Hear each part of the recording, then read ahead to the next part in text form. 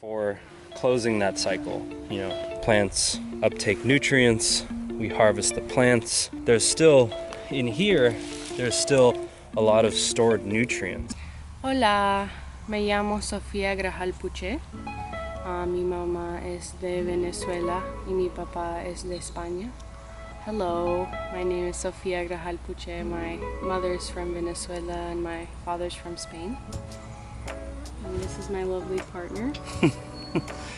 Hello, Sawadee Kap, Chin Chow. My name is Tristan Thong Precha. My mother is from Vietnam and my father is from Thailand. And we are Earth Farms LLC. One half, better half. Get the picture. Acknowledging the native people whose land we're on. This is Squaxin Island land consisting of several different tribes and families. Honor the old stewards of the land.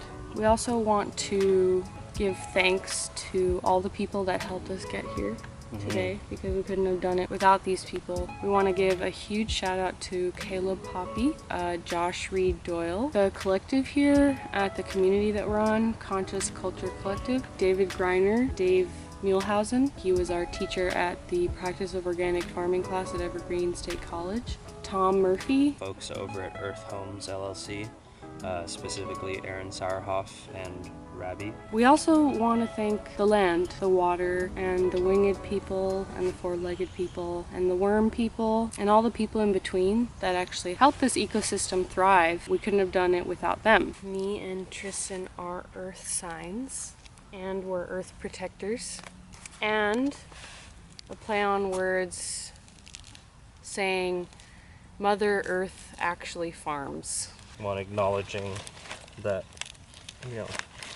farmers drew their knowledge of cultivating food directly from the land that they stand on.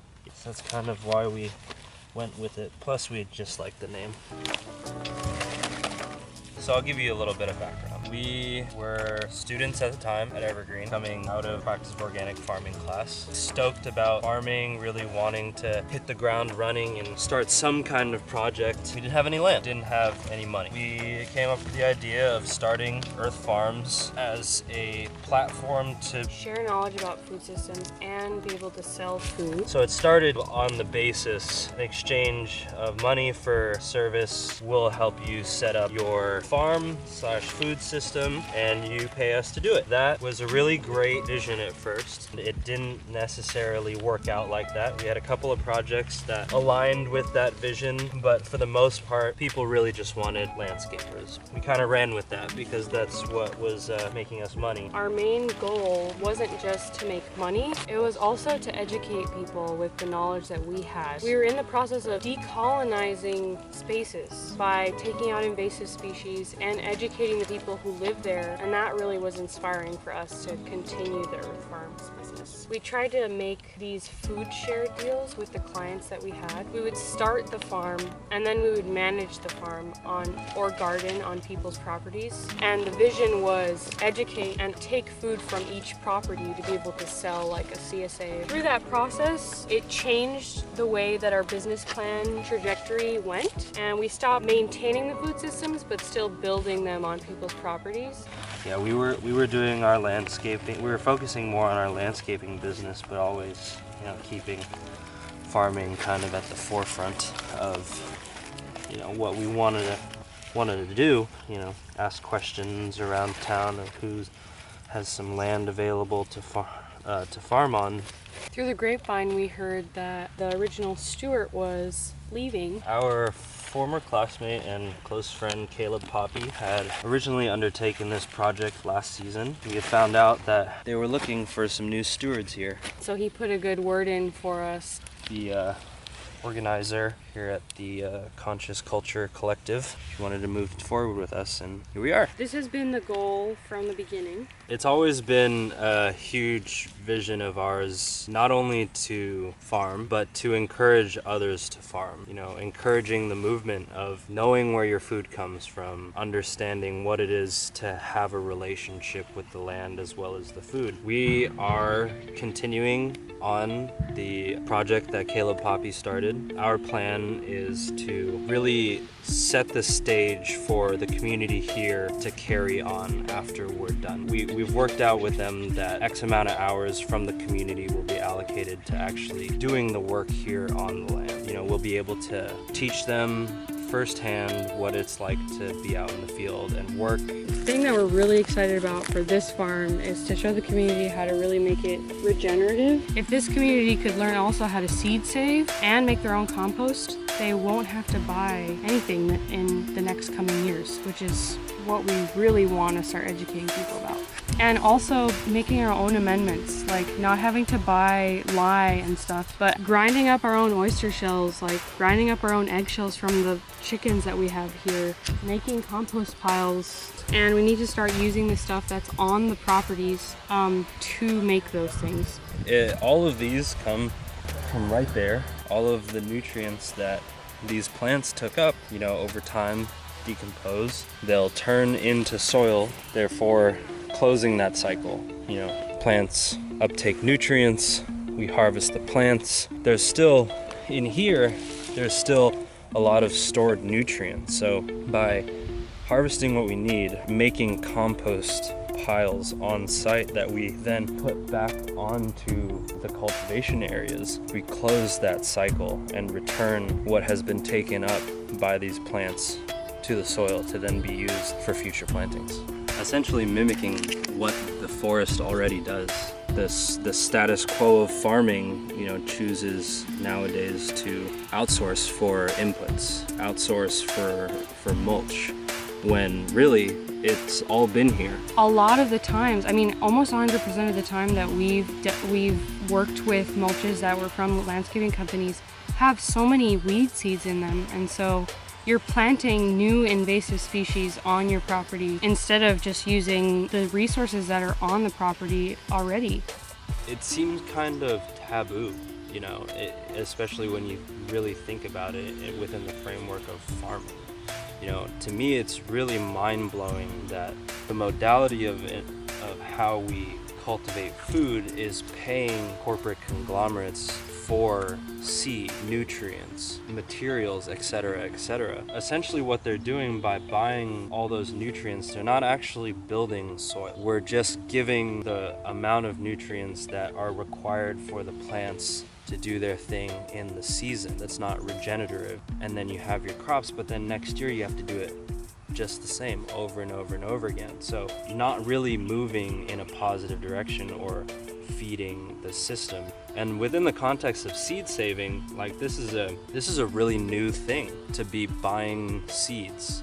Really, like if you put it into perspective of time, farmers, cultivators, whatever you want to call them, they never carried that.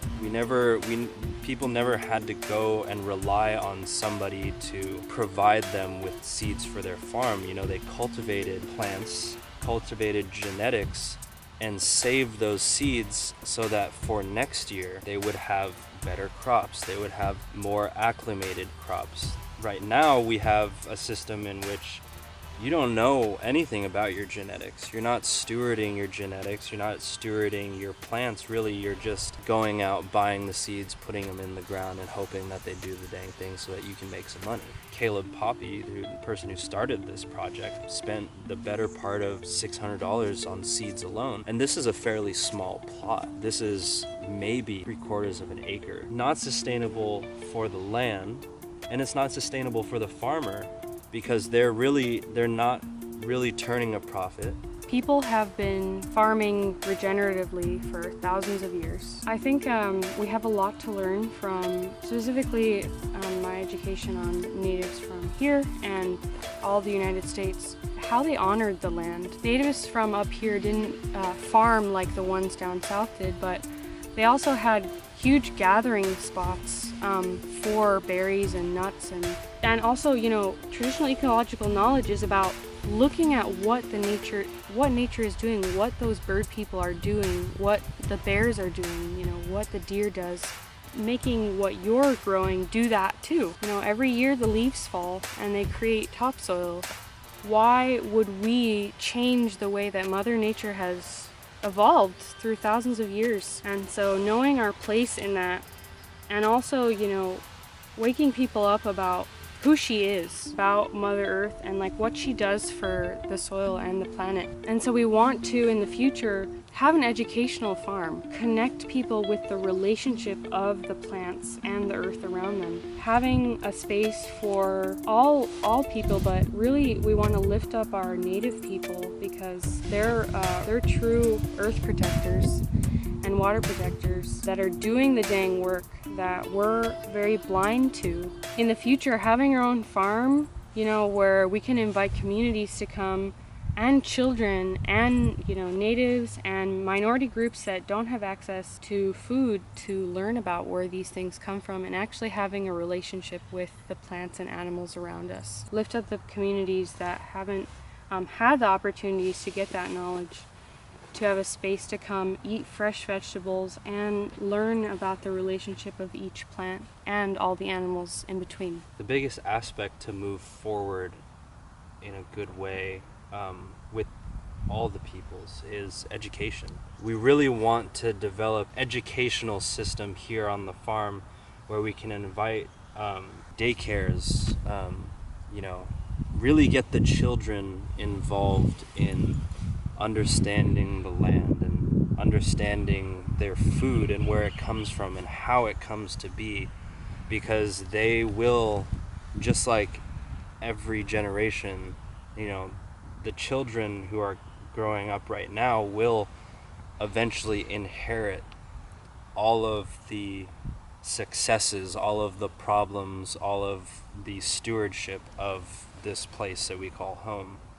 We really want to, moving forward, develop a relationship specifically with Evergreen State College to try to establish a system in which we want to work with Evergreen to be able to be a business that can host interns, but essentially incentivizing students who are into regenerative agriculture, into wanting to farm, into the business of farming, to come and see and learn how to do that firsthand. We really want to eventually step into forming some kind of cooperative structure that kind of eases the access to labor, so to eventually be able to come into and encourage a system that connects people who are interested in farming with local landowners, with farmers, so that they can learn and so that farmers can have labor, is something that we really want to stand behind, really want to help develop, because it is important. That is how I see us changing people's relationship with the land. That's how I see us really encouraging and helping folks who want to farm, as well as to learn how to farm. Peek up out of the kale. Yeah. My name is Sofia Grajal Puche. My name is Tristan Thongquicha. And we thank you for watching this video, and in the way that our elders have taught us, we raise our hands to you. Haishka Siem, Nishtela Siem. Nishtela Siem. And in the Lashitsi language, that means Haishka means thank you, and we lift you up. Nishtela means the people. So we thank you and we lift you up, the people. So thank you.